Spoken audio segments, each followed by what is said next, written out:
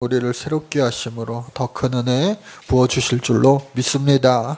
오늘 말씀 제목은 한번 같이 따라해 볼까요? 우리는 은혜로 구원을 받은 것이라. 두 명의 거지가 옛날에 있었는데 한 명은요, 앞을 잘 보지 못하는 맹인입니다. 그리고 또 한 명은 한쪽 다리가 불편해서 온전히 걸을 수 없는 그런 분이에요. 그래서 이 두 사람이 어떻게 해요? 한 명은 앞을 보지 못하고 한 명은 다리가 한쪽이 온전치 못해서 불편한 거예요. 그래서 많은 거지들 가운데 이 두 사람이요, 2인 1조로 짝을 이루었어요. 그래서 한 명은 뭐 빨리 달릴 수도 있지만 앞을 볼 수 없으니까 부닥치잖아요. 그리고 또 한 명은 어떻게 해요? 비록 눈은 잘 보이지만 한쪽 다리가 불편하니까 느린 거예요. 그래서 2인 1조로 둘이 손 붙잡고 이제 동냥을 하러 다녔습니다. 근데 딸기밭에 이르렀어요. 그 딸기밭에 이르러서 많은 딸기를 이 바구니에 한 바구니 얻을 수가 있었습니다. 그래서 줄인 배를 부여잡고, 야, 우리가 딸기를 많이 이렇게 얻었는데 우리 사이좋게 한 개씩, 너 하나 나 하나 한 개씩 먹자, 약속을 했어요. 먹다 보니까 이 앞 못 보는 거지가 2개씩 먹기 시작했어요.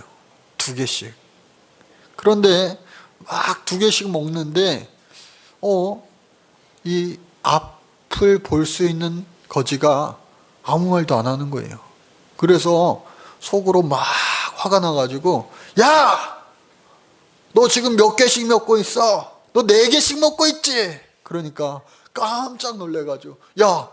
너 앞도 못 보면서 어떻게 그걸 알았냐? 그러니까 자기가 2개 먹는데 가만히 보고 있으니까 적어도 얘는 내 2배로 4개 먹겠구나 했는데 사실이었던 거예요. 이처럼 우리 사람들이요, 세상 살아갈 때에 항상 더욱더 선하고 더욱더 아름답게 살아가면 참 좋으련만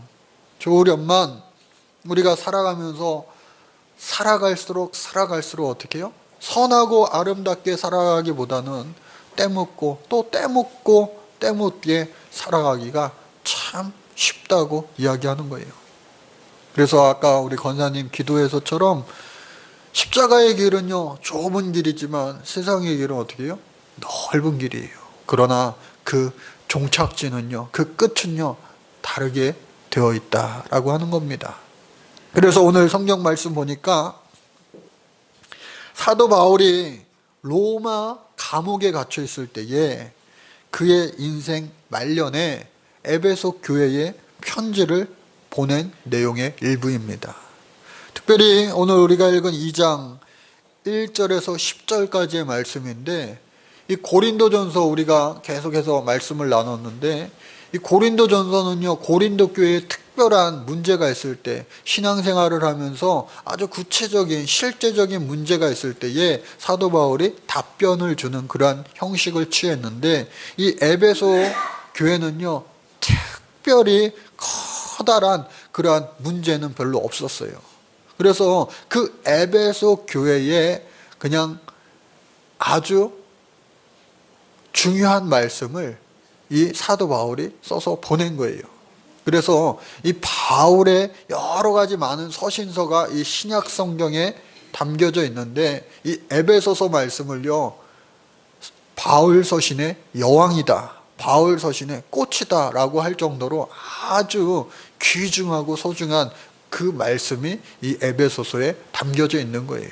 그래서 이 에베소서 말씀에 오늘 우리가 읽은 이 말씀은요, 특별히 우리 2019년도 우리가 올 한 해 우리 교회로 표로 삼은 그런 말씀입니다. 그래서 2장 4절에서 5절 말씀인데 특별히 1절에서 10절까지의 말씀이 하나의 한 가지 주제로 볼 수가 있어요. 그래서 크게 오늘 이 1절과 10절까지의 말씀을 세 단계로 구분을 해보면 1절부터 3절까지가 예수 믿기 전에 인간의 모습, 우리의 모습 어떠했는가를 아주 정확하게 말하고 있습니다. 2장 1절의 말씀해 보니까요, 그는 허물과 죄로 죽었던 너희를 살리셨도다. 하나님께서는요, 예수 그리스도로 말미암아 죄와 허물로 죽었던 우리들을 살렸다라고 하는 거예요. 그러니까 에베소 교인들에게 말하는 거니까 너희들도 이미 다 죽었는데, 영적으로 다 죽었는데 어떻게 해요? 예수 믿음으로 말미암아 교인이 되어서 성도가 되어서 예수님을 인격적으로 만남으로 영접하였기에, 믿음 있기에 어떻게 해요? 지금은 살아났다. 살아났다. 저와 여러분들도 마찬가지입니다. 우리가 여기 저와 같이 모태신앙 있습니까? 태어나면서부터 엄마 뱃속에서부터 예수 믿었다고 한들 그게 온전하게 예수님을 인격적으로 만난 건 아니라는 것을 우리 알 수 있어요. 지금도 우리가 교회는 왔다 갔다 하지만 여러분, 어느 목사님은요, 교회 안에서도 전도할 사람이 있습니다. 그런 이야기 하더라고요. 무슨 말이냐? 하나님 앞에 같이 예배하지만 이 마음속에 진정한 예수님을 향한 신앙 고백이 없다고 한다면 그거 구원에 대해서 확신이 본인 스스로가 없다면, 지금 죽어도 내가 천국 갈 수 있습니다 라고 하는 그 확실한 믿음의 고백이 없다면 그 믿음의 고백을 할 수 있도록 하나님 앞에 더욱더 하나님 내게 믿음을 더해 주세요 라고 기도하면서 간구를 해야 되는 거예요. 그래서 여기 있는 우리들 모두가 나는 지금 죽어도 정말로 확실하게 저 천국에 갈 수 있습니다 라고 하는 확실한 신앙 고백이 먼저 있은 다음에 그 다음 단계로 나아가야 되는데, 오늘 그거에 대해서 집중적으로 오늘 사도 바울은 이야기하고 있는 거예요. 그래서 그때에 너희는 그 가운데서 행하여, 즉 죄와 허물 가운데 행하여 이 세상 풍조를 따르고 공중의 권세 잡은 자를 따랐으니, 공중의 권세 잡은 자는 즉 사단, 마귀 권세를 이야기하는 거예요. 세상 풍조를 따라다니면요, 사람들이요 선하고 의롭게 살 것 같죠. 그러나 아니라는 거예요. 아까 두 거지 이야기처럼 참 선하고 의로운 길이 아니라 그렇지 않은 것으로 빠져들기가 쉬운데, 인간의 마음, 내 마음이지 그것이 아니라 어떻게 해요? 공중권세 잡은 자에게 붙잡힌 바 되어서 조종당하고 있다는 사실을 알지 못하는 거예요. 그래서 우리가 붙잡힌 바 되어야 할 분은 오직 예수 그리스도시다, 하나님이시다 라고 하는 사실을 우리가 믿고 의지할 때에 주 뜻대로 선하신 대로 살아갈 수가 있는 거예요. 그래서 전에는 우리도 그 가운데서 우리 육체의 욕심을 따라 지내며 육체와 마음에 원하는 것을 하며 다른 이들과 같이 본질상 진노의 자녀였다. 여러분, 본질상 진노의 자녀였다라고 하는 말은 당시 이 유대인들이요 관용적으로 늘 쓰던 말이에요. 즉 우리 유대인들을 하나님 앞에 선택받은 이스라엘 사람들이야, 선민족이야 라고 하는 의식이 있었잖아요. 강했잖아요. 이방인들, 그 모든 이방인들은 어떻게 해요?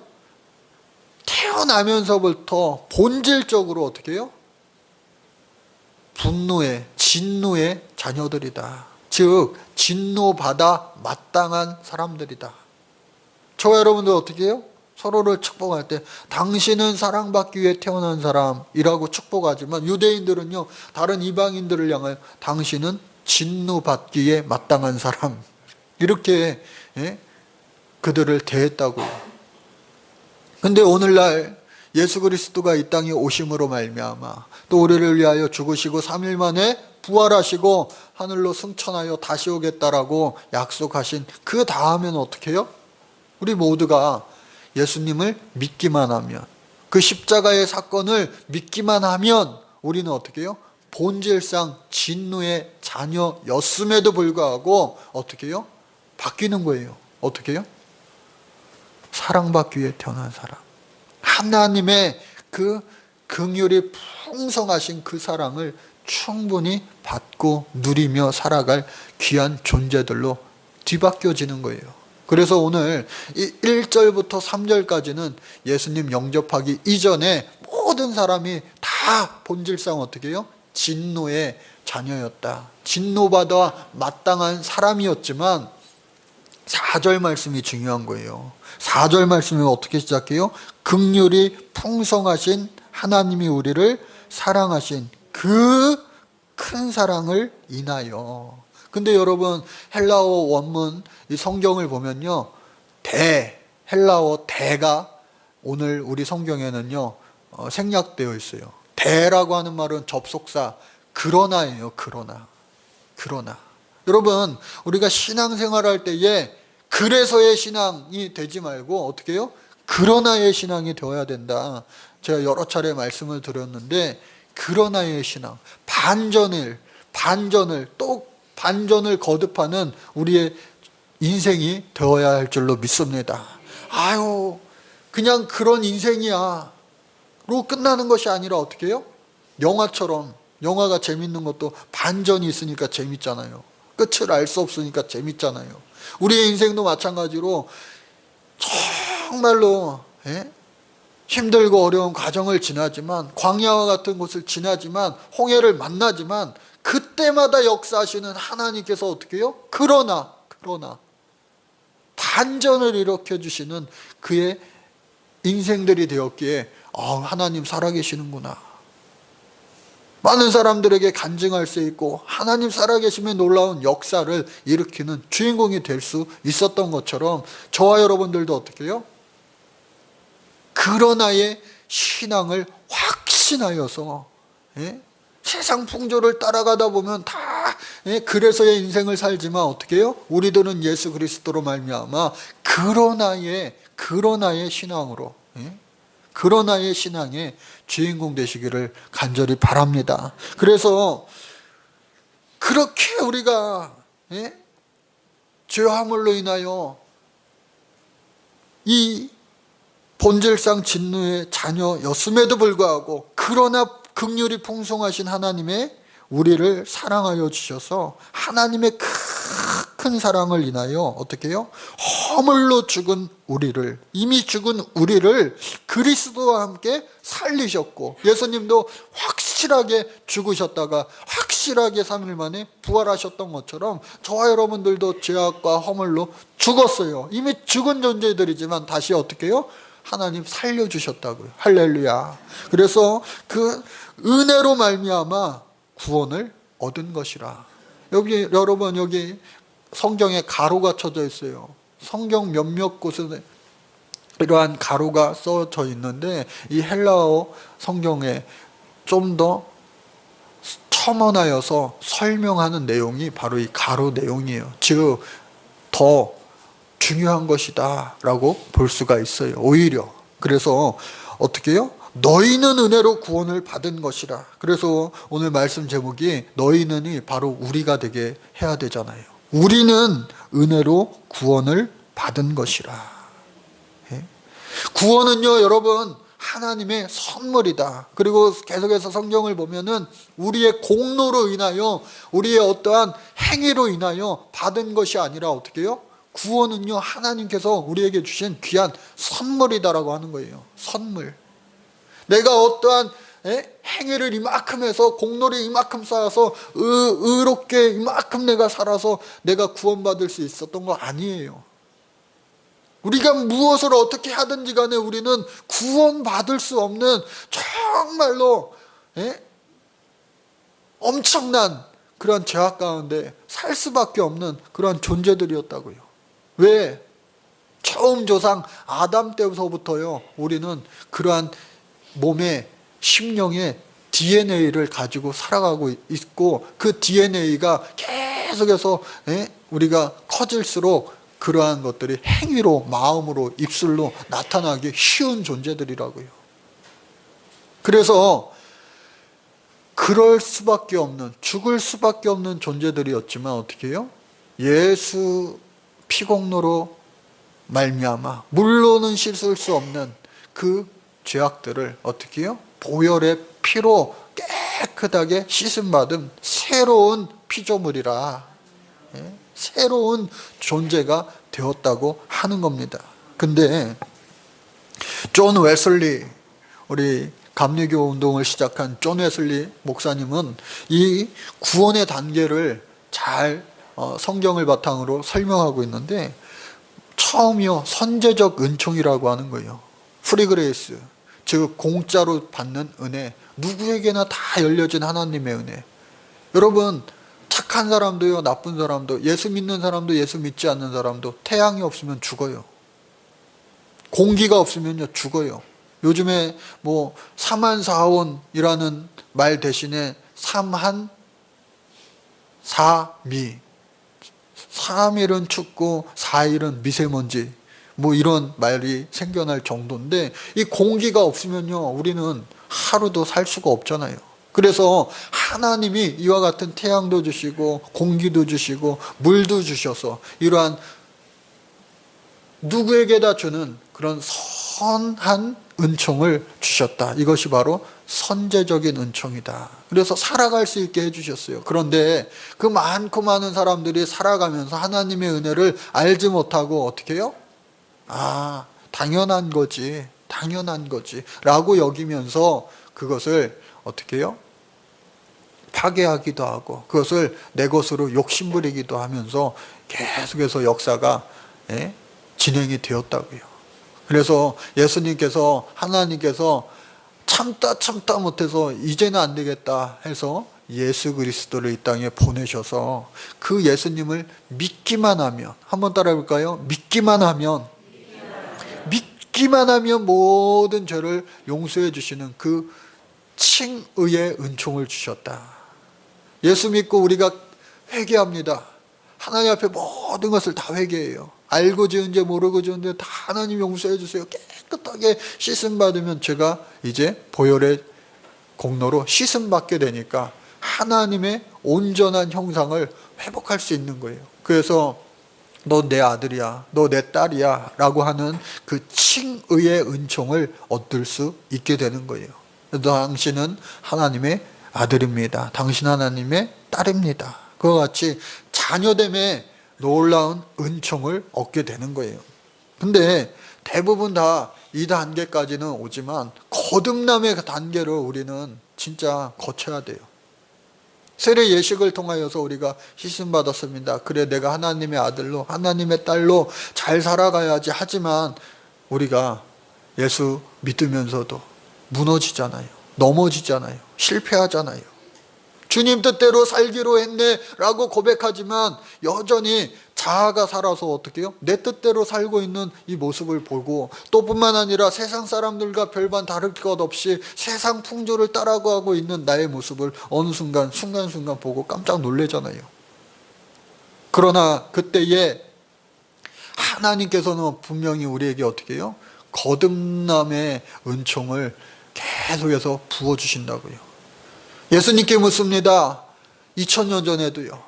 아니, 내가 다 컸는데 이만한데 어떻게 엄마 뱃속으로 다시 들어갈 수 있습니까? 다시 태어난다는 말이 도무지 이해가 가지 않습니다.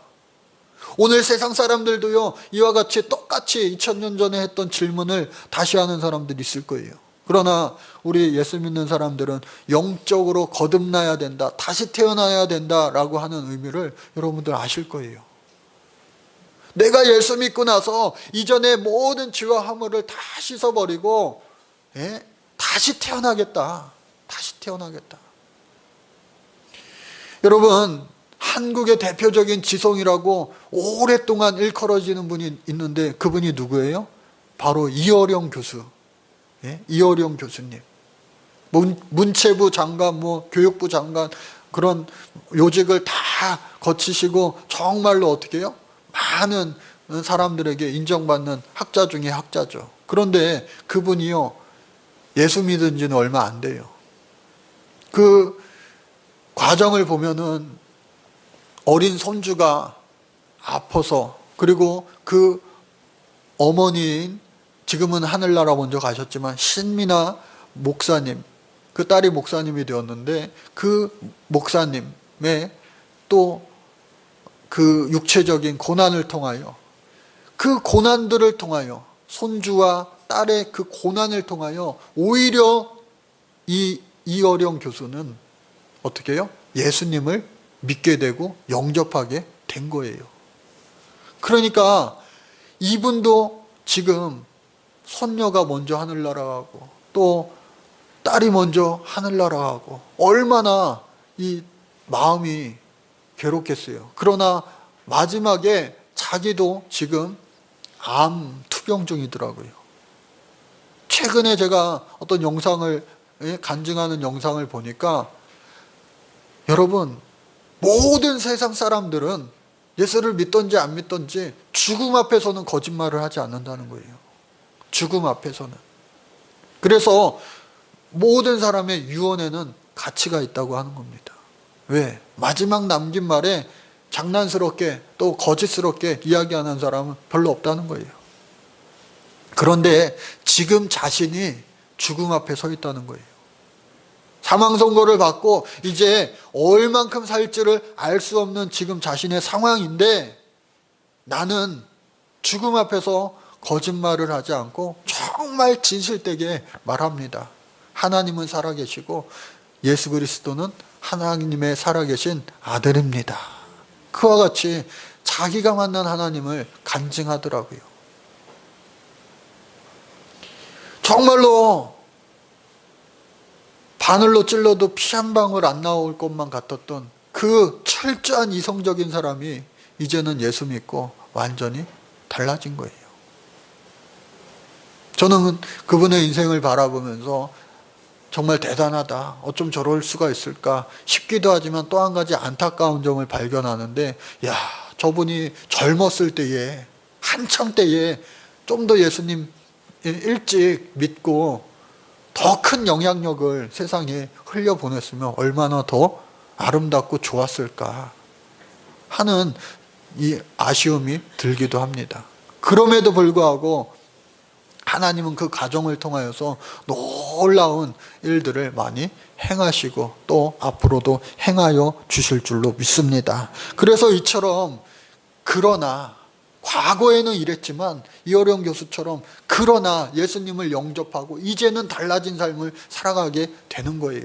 그때의 진정한 기쁨과 진정한 감사와 진정한 행복을, 세상에 줄 수 없는 평안을 누리며 살아갈 수 있게 되는 거예요. 그래서 마지막에 이 성화의 단계, 퍼펙션의 단계, 완전의 단계까지 넘어가게 되는데, 이 단계는요, 아무도 이룰 수 없는 단계, 오직 예수님만이 이룬 단계다라고 하는 거예요.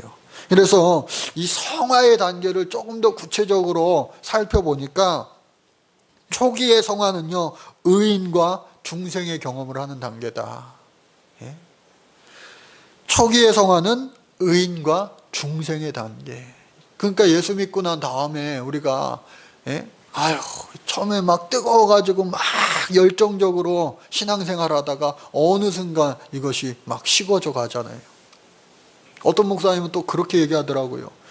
막 단번에 팔팔 끓은 물은 금방 식는다고. 그러니까 교인들 볼 때에 서서히, 아유, 저 끓을 때가 됐는데 왜 안 끓어? 괜히 조바심 내고 답답해하지 말고 서서히 끓는 물이 오히려 서서히 식을 때도 서서히.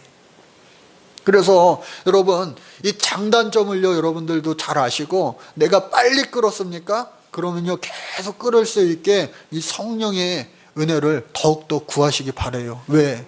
빨리 식을 수도 있으니까. 그리고 내가 서서히, 대부분 이런 사람들은 이성적인 사람들이 많은데 서서히 끓다가 막 끓게 되었습니까? 천천히 식어지지 않도록 계속해서, 그리고 더 높은 그 끓는 점을 향하여서 나아갈 수 있도록 하시기를 바랍니다. 그래서 우리가 신앙생활하는 데 있어서 이 초기의 성화의 단계를 지나서 점진적 성화가 있다.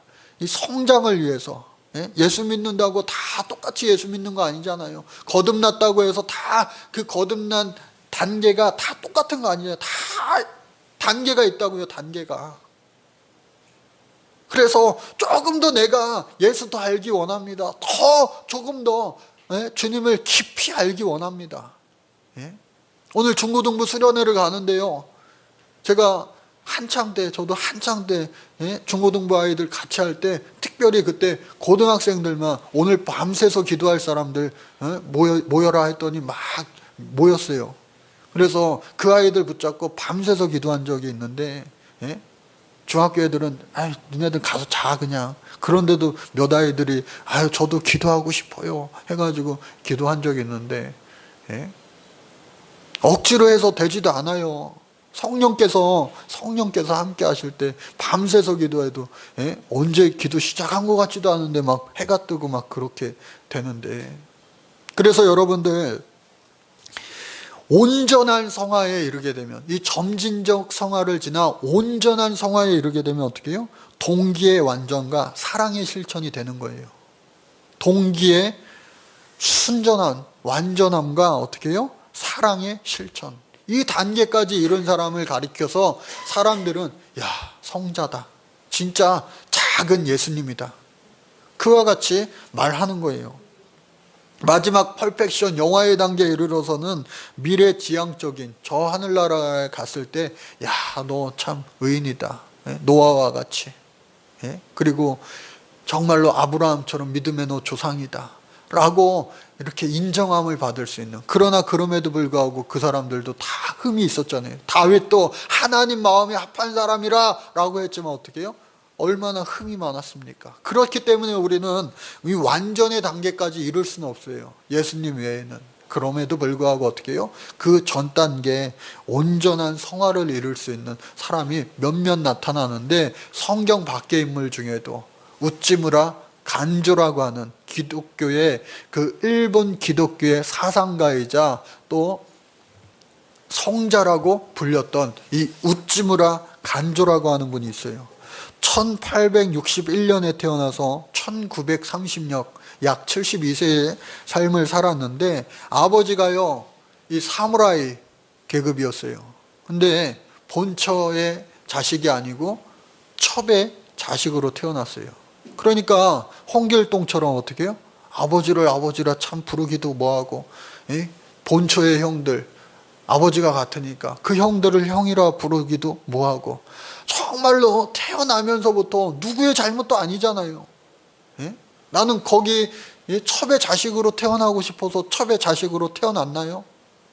정말로 자신의 의지와는 무관하게 상관없이 그렇게 태어난 거예요.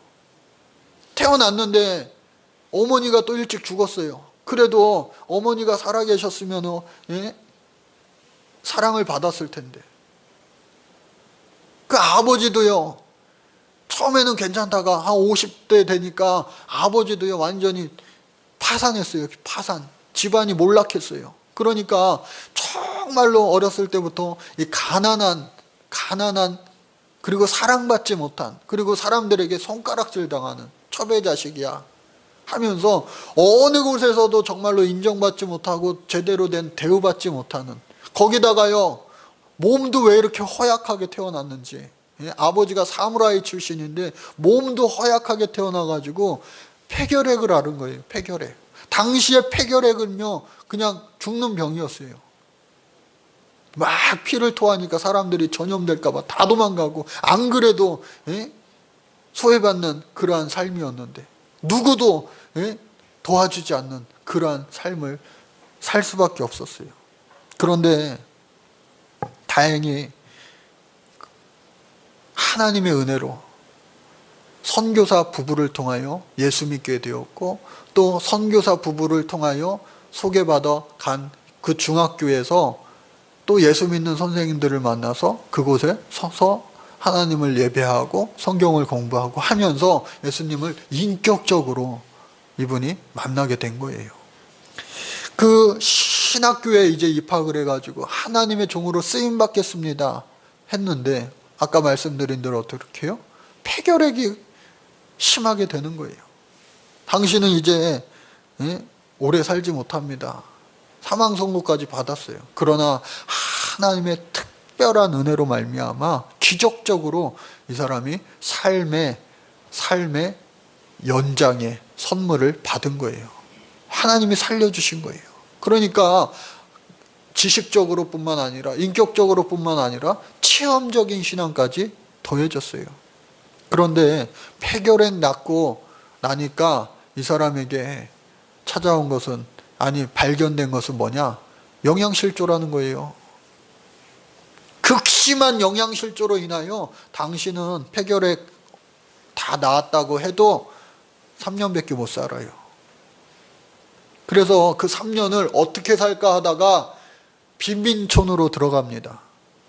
그 빈민촌에는요, 젊었을 때 깡패 출신들, 거지 출신들, 그리고 막 하여튼 사회의 가장 밑바닥에 있는 사람들이 하나의 동네를 이루어서, 마을을 이루어서 살아가는, 누구도 그 마을에 스스로 들어가려고 하는 사람이 없는 그러한 빈민촌으로 들어갔어요, 스스로.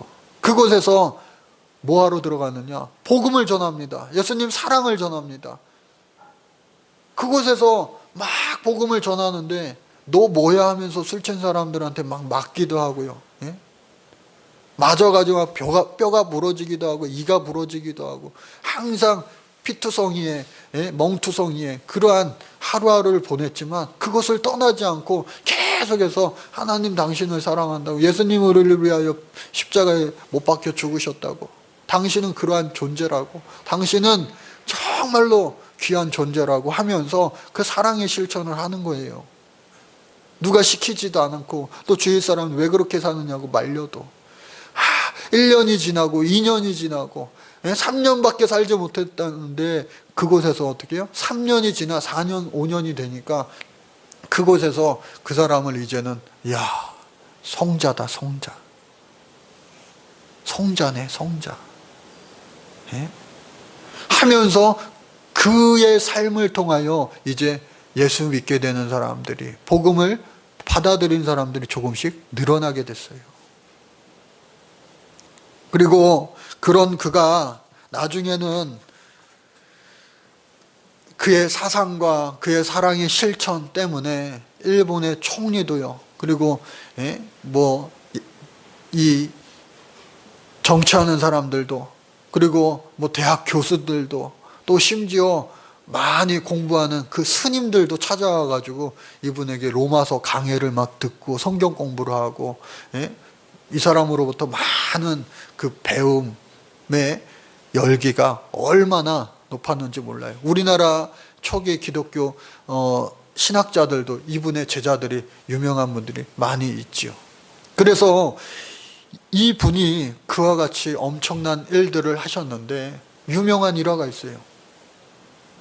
몇 가지 일화가 있는데 그곳에, 그 빈민촌에 있는 사람들은요, 이 맨날 제대로 된 음식 못 먹고 술만 먹고 그러니까 어떻게 해요? 잘 먹지 못하고 그러니까 변비가 심한 거예요. 다 변비가. 여러분 여기도 변비 환자 계십니까? 하나님 앞에 기도하여서 살아계신 그 주님이 여러분들의 변비 그 병도요 고침받기를 주의 이름으로 축복합니다. 믿는 자에게는요 능치 못함이 없고 이루어지게 되는 간증이 있게 될 줄로 믿습니다. 그래서 그 변비가 아주 심해가지고요, 당시에 무슨 변비약 좋은 약이 어디 있어요. 그러니까 그 병원에도 제대로 가보지 못하는 그 빈민촌에 사는 그 변비 환자들이 특히 많았는데 괴로워하는 거예요. 그래서 어떠한 일화가 있었느냐, 이 변이요 돌처럼 굳어진 거예요. 돌처럼 딱딱하게 나오지 않는 거예요. 어떻게 할 수 없는 거예요. 그때에 이분이 어떻게 해요? 그 변이 나오게끔 하려고 손으로 그 변을 긁어내면서 이 혀로 자신의 침으로 그 똥을 녹여가지고 다 일일이 파냈다고 하는 그러한 기가 막힌 일화도 있는 거예요. 당신을 맨날 때리고 당신을 맨날 돈 뺏고 하는 사람, 왜 그런 사람을 경찰에 신고하지 않느냐고 주위 사람들이 말합니다. 그런 사람들에게 뭐라고 대답했느냐? 성경에는 그렇게 나와 있지 않습니다. 예수의 가르침은 그것이 아닙니다 라고 답했다고 하는 거예요. 그러니까 우리가 예수 믿으면서도 어느 정도의 이 마지노선이 있잖아요. 한계점이 있잖아요. 그러나 그것을 우리가 상상할 수 없을 정도로, 흉내낼 수 없을 정도로 정말로 예수님께 근접하게 그 단계까지 간 사람이 이 우찌무라 간조였다고 하는 거예요. 그런데 그 우찌무라 간조가요,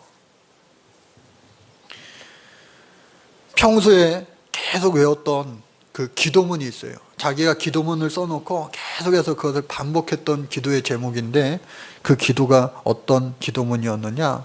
어떤 재난이 닥쳐와도 아버지의 신앙을 떠나는 불행이 없기를 기도합니다. 어떠한 불행들이 닥쳐와도 아버지를 떠나는 불행이 일어나지 않도록 해주세요. 하나님, 저는 육신의 행복을 원하지 않습니다.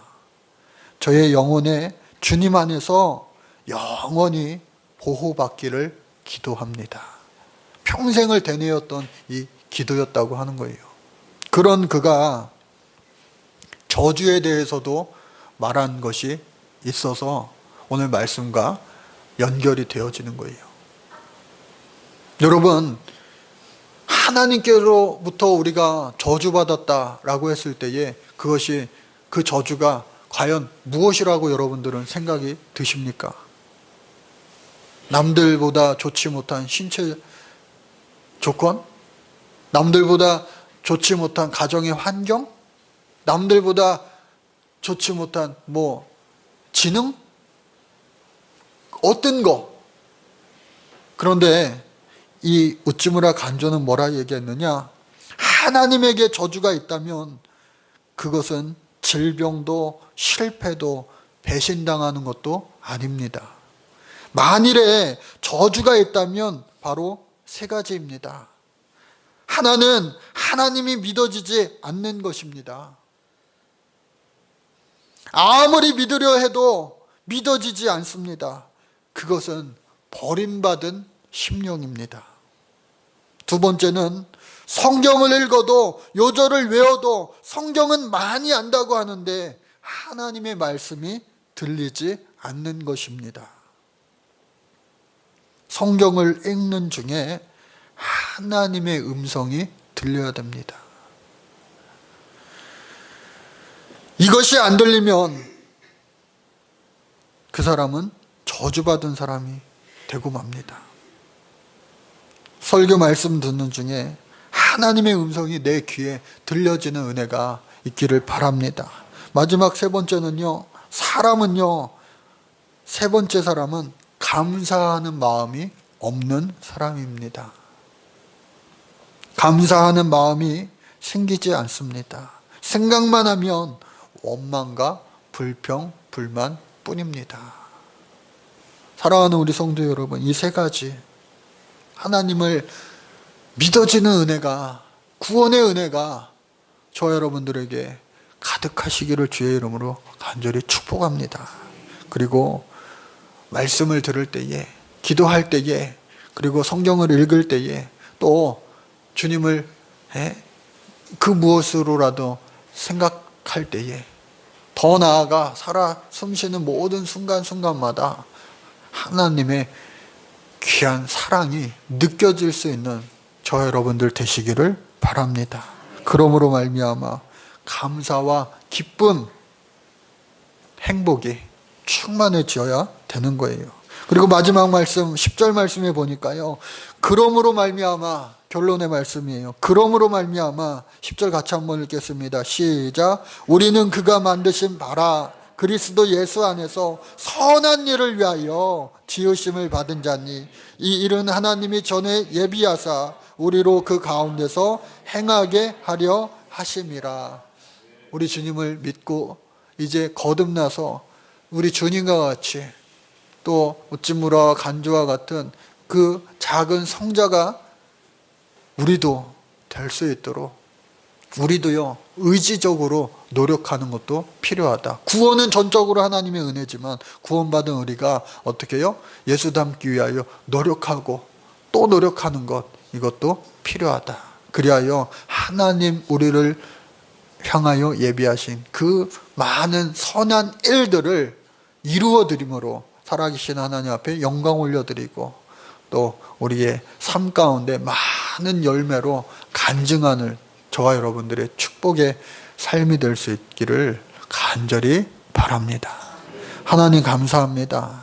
저희들이 이 세상 살아갈 때에 예수님처럼 살 수 있도록 우리에게 성령의 은혜와 능력과 힘을 주님 더하여 주시옵소서.